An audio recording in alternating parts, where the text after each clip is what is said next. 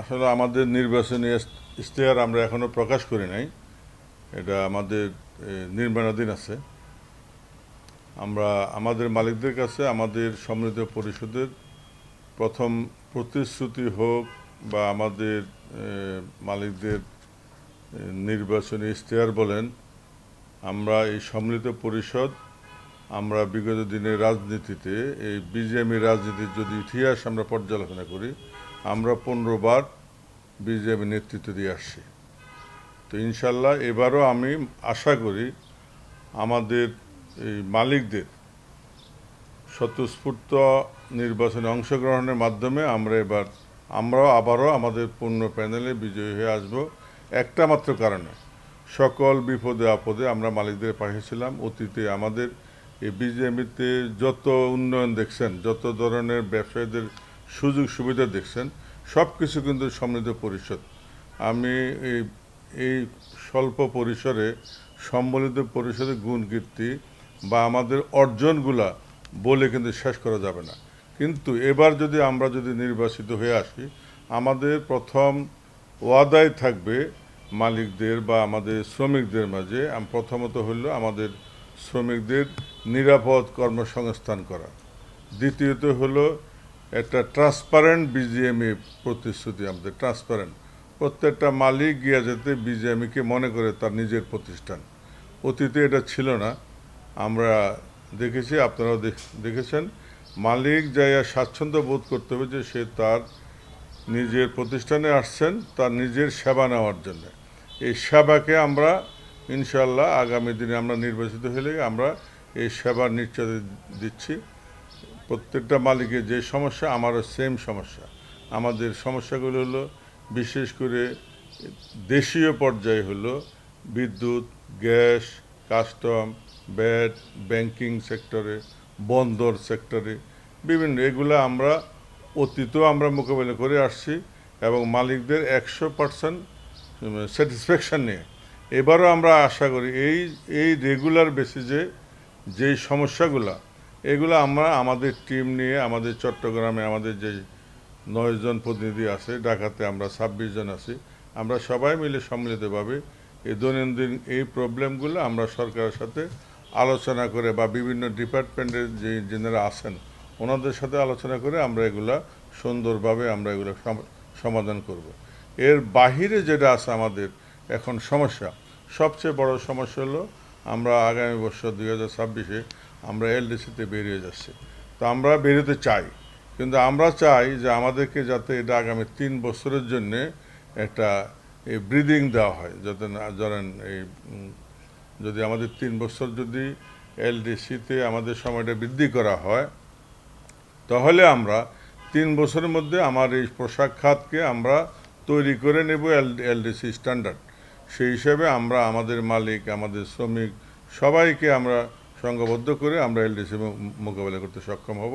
আমরা এলডিসিকে ভয় পাই না, আমরা স্বাগত জানাই, যাতে উন্নত বিশ্বে আমরাও যেতে পারি, এটা সবাই চায়। এর বাহিরে আমাদের আজকে যে সমস্যাগুলো হলো, যখন আমাদের রাশিয়া ইউক্রেন যুদ্ধ সহকারে সারা বিশ্বে যুদ্ধের ডামাডোলা, এখন আমাদের নিকটবর্তী দেশে কিন্তু যুদ্ধের ডামাডোলা আমরা দেখতে পাচ্ছি। এতে আমাদের পোশাক শিল্প, টেক্সটাইল সহ অ্যাক্সেসরিজ খাতগুলো আমরা হুমকির সম্মুখীন। আমরা চাচ্ছি এই হুমকির সমস্যার মধ্যে দিয়েও কিন্তু আমরা আমাদের রপ্তানি বৃদ্ধি করার জন্য আমরা চেষ্টা করে যাচ্ছি। তার উপরে হলো মরার উপরে খাড়ার গা, সেটা হলো ট্রাম্প ট্যারিফ। এই ট্রাম্প ট্যারিফে আমরা আশাবাদী। আমাদের এই অন্তর্বর্তীকালীন সরকারকে আমি ধন্যবাদ জানাই।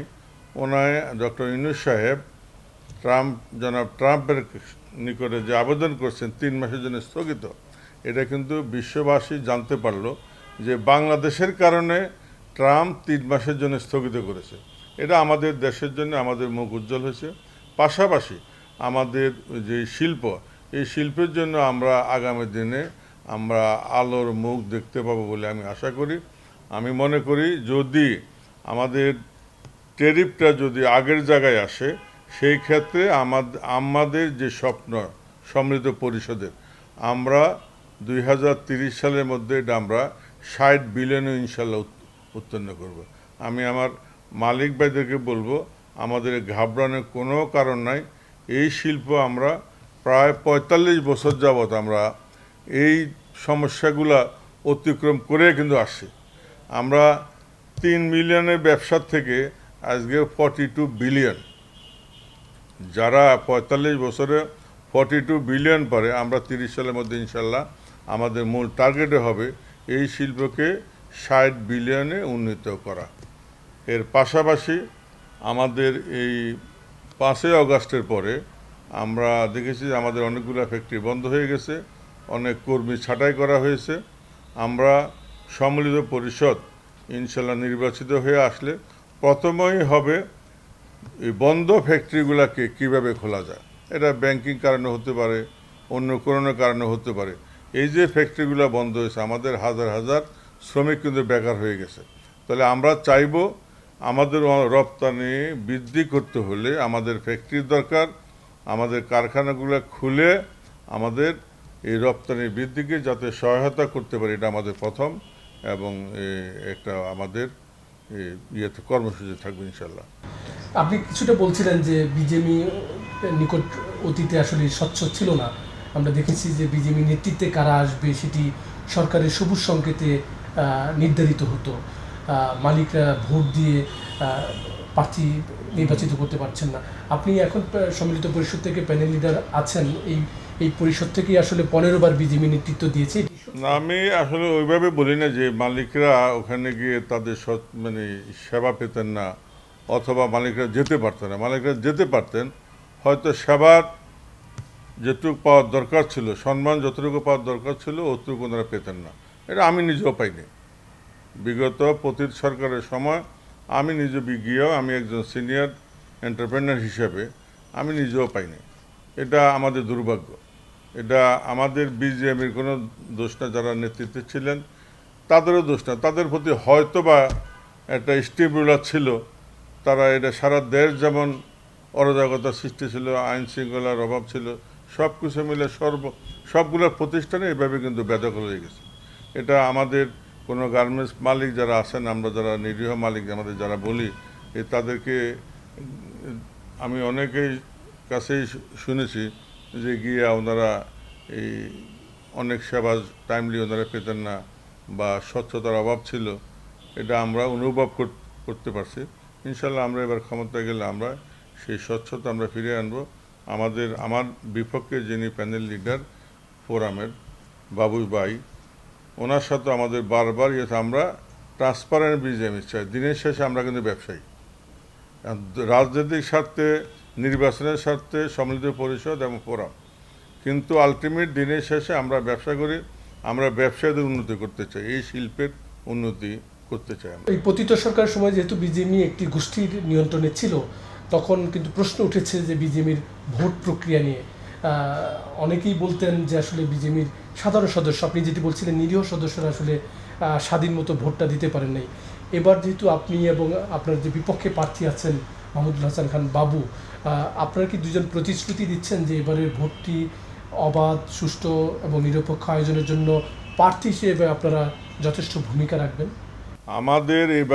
এবারের ভোটে আমরা আমাদের প্রথম প্রতিশ্রুতি আমাদের মালিক ভাইদের কাছে, যা আমরা এবারে ভোট নির্বিচ্ছিন্নভাবে, নিরাপদভাবে 100% স্বচ্ছ এবং ট্রান্সপারেন্ট হবে, 1 নম্বর। 2 নম্বর হলো আমাদের এই কিছুদিন আগে কোনো পত্রিকা বা আপনার টেলিভিশনে মনে হয়, আমি ঠিক মনে নাই, যে ভুয়া ভোট নামে 690টি ভুয়া ভোট একটা সংবাদ প্রচারিত হয়েছে।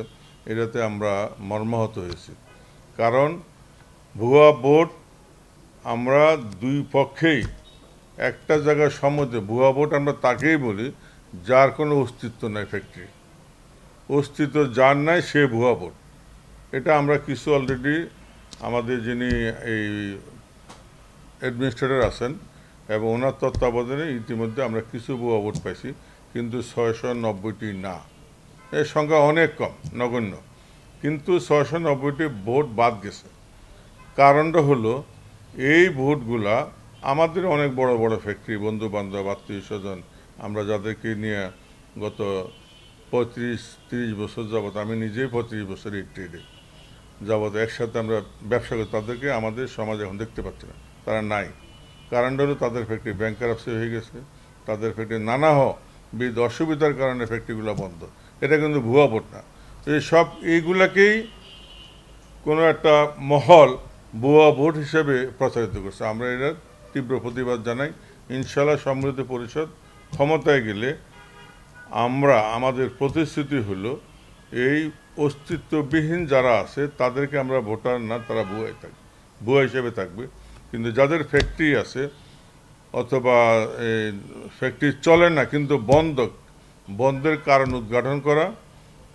উদ্ঘাটন করে ফ্যাক্টরিগুলো চালু করার জন্য আমরা চেষ্টা করব। মালিকদের ব্যাংকিং সমস্যা ব্যাংকের সাথে ত্রিপাক্ষিক মিটিং করে আমরা চেষ্টা করব ওদেরকে আমাদের সাথে আবারও অনবোর্ড করার জন্য। এবং বিজিএমই সদস্য আমরা যদি ওদেরকে বাদ দিয়ে দিই তাহলে ওরা তো এই যে বিপদগ্রস্ত, তারা কার কাছে যাবে? সে তো বিজিএমই সদস্যই না। এই জন্যে এটার আমরা প্রতিবাদ জানাই এবং এদেরকে আমরা অনবোর্ড করি যাদের ফ্যাক্টরি আছে। আমি আবারও বলতেছি, যাদের ফ্যাক্টরি আছে বন্ধ, দীর্ঘদিন ব্যবসা করছে, প্রমাণিত, তারা ব্যাংকের কাছে এক্সপোর্টের আছে, লাইন আপ আছে, সব কিছু আছে, এদেরকে আমরা ভুয়া ভোট বলতে না, আমরা বলবো না।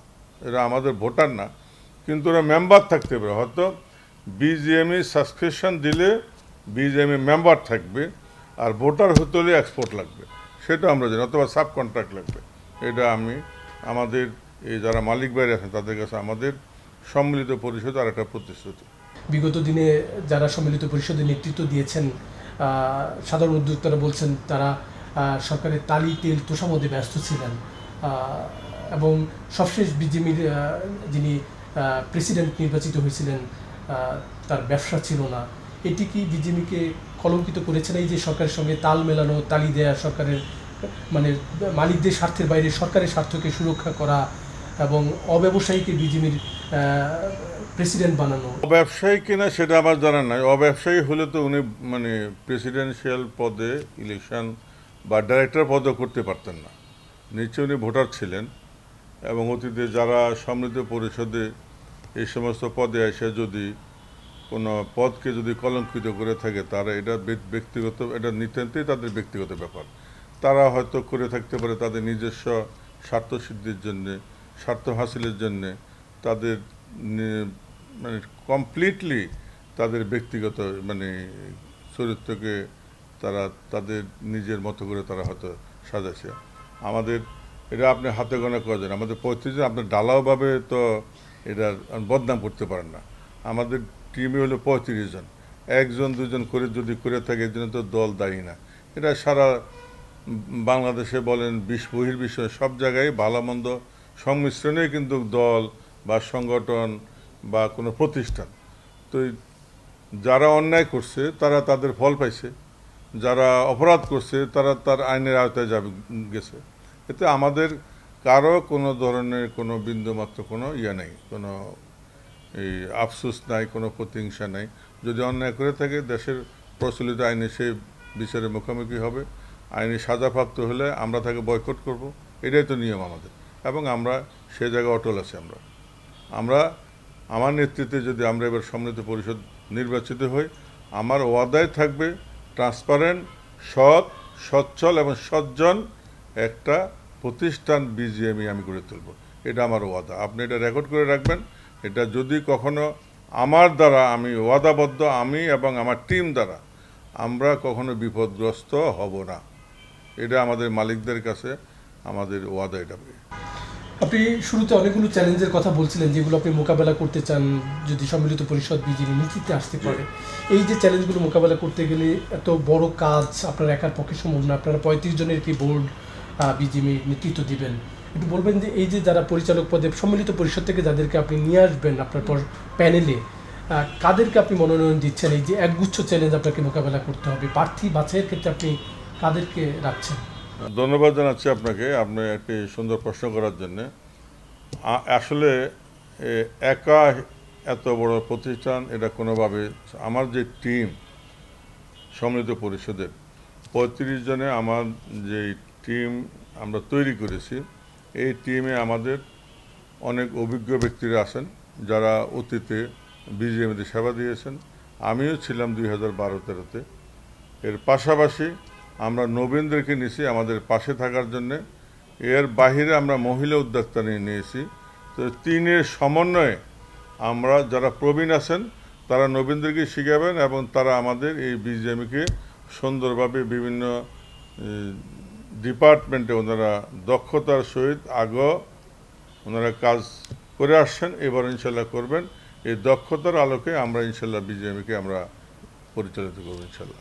মানে বিজেপি যেটি মানে সাধারণ মালিকরা এখানে কোনো ধরনের হয়রানি হবেন না এমন আশ্বাস নিয়ে দলমত নির্বিশেষে যে কোনো উদ্যোক্তা বিজেপিতে যেতে পারবেন, এই প্রতিশ্রুতি। বিজিএমই তো উদ্যোক্তাদের প্রতিষ্ঠান। এটা যেমন আমার অফিস, আমাদের এটা কেন্দ্রীয় অফিস বল বা আমার বিজিএম হলো আমাদের মালিক সমিতির মালিকদের অফিস। এটা ওই অংশের মধ্যে ছোট বড় একটা ভোটার যদি একজন যদি 10টা ভোট হয়, সে 10টা ভোটার মালিকের যে অধিকার, একটা সিঙ্গেল ভোটার সেই অধিকার, তার সে অধিকার নিয়ে সে যাবে এবং তার এটা প্রাপ্যতা, এটা প্রাপ্য, সে প্রাপ্যতা আমরা গ্যারান্টি দিয়ে দিচ্ছি। এবারে আপনি অতীতও যাইতে পারে, কেউ যে যাইতে পারে না এমন কোনো নজির কিন্তু নেই। কিন্তু এবার আমরা আরও ট্রান্সপারেন্টলি যাব। আমরা একটা ফ্রন্ট ডেস্ক খুলব যে মে আই হেল্প ইউ। কোনো মালিক যদি যায়, নিচেই আমাদের রিসেপশনে একটা হেল্প ডেস্ক থাকবে। কেন গেলেন, কার কাছে যাবেন, ওই ভদ্রলোকের বা ওই মালিকের সমস্ত কিছু সমাধান না হওয়া পর্যন্ত একজন হেল্পিং হ্যান্ড আমাদের স্টাফ, জুনিয়র স্টাফ বা স্টাফ ওনার সাথে থাকে, ওনাকে যেভাবে এন্টারটেইন করার দরকার, ওনার সমস্যা সমাধান করার দরকার, ফুল টাইম সার্ভিস দেওয়া, ওনাকে আবার গাড়ি উঠে দেয়। এটাই আমাদের আরেকটা পরিকল্পনা। আমাদের কেউ যাতে বুঝতে না পারে আমি কোথায় গেছি, সে যাতে বুঝতে পারে এটা আমার বাড়ি, এটা আমার অফিস, এটা আমার প্রতিষ্ঠান। আমরা সেইভাবে আমাদের পরিবেশ ইনশাল্লাহ আমরা স্থাপন করব। আপনারা এবার যে দুজন প্যানেল লিডার রয়েছেন, আপনি এবং আপনার বিপক্ষে মাহমুদুল হাসান খান বাবু, দুইজনই একটি দলের আদর্শে বিশ্বাসী। অনেক উদ্যোক্তা মনে করছেন যে বিজেপি একটি দলের বাইরে এসে আবার নতুন একটি রাজনৈতিক দলের নিয়ন্ত্রণে যাচ্ছে, এর কি জবাব? বিজিএমই কিন্তু নন পলিটিক্যাল অর্গানাইজেশন। এখানে আমরা নেতৃত্ব দিতে যাচ্ছি ব্যবসায়িক প্রতিষ্ঠান। এখানে সর্বদলীয় ব্যবসায়ীরা আছে। আমরা বলবো না যে এই দল সেই দল, আমরা সর্বদলীয় আছে। এই দল সম্মিলিত পরিষদ সৃষ্টি হয় আপনার 93 সালে। আমি এই ব্যবসা 91 সাল থেকে।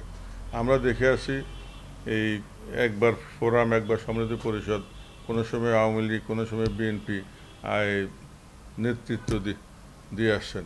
বাট আমরা যখন সম্মিলিত পরিষদে যাই, আমরা নেতৃত্ব দিই। আমরা কিন্তু গার্মেন্টস এই সেক্টরের মালিকদেরকে নিয়ে নেতৃত্ব দিই।